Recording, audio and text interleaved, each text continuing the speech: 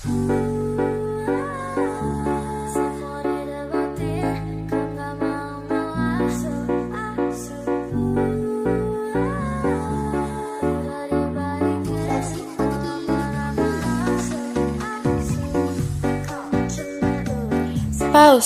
ialah mamalia laut. Maksudnya dia bernafas guna paru-paru dan melahirkan anak, bukan bertelur. Walaupun hidup dalam laut, paus kena timbul ke permukaan untuk ambil udara.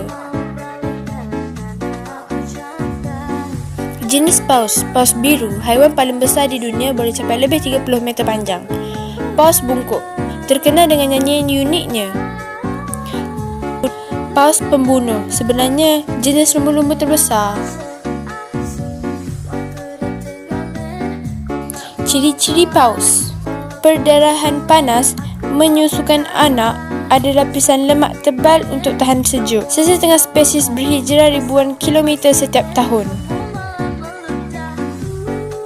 Makanan: paus biru besar seperti paus biru makan krill. Ada juga paus yang makan ikan dan sotong.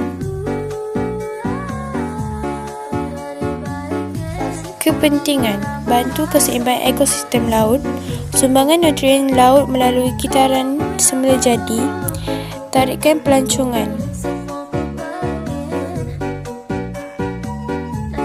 Paus ni walaupun saiz dia besar gila, hati dia tenang je berada dalam lautan luas. Macam raksasa baik yang jaga laut.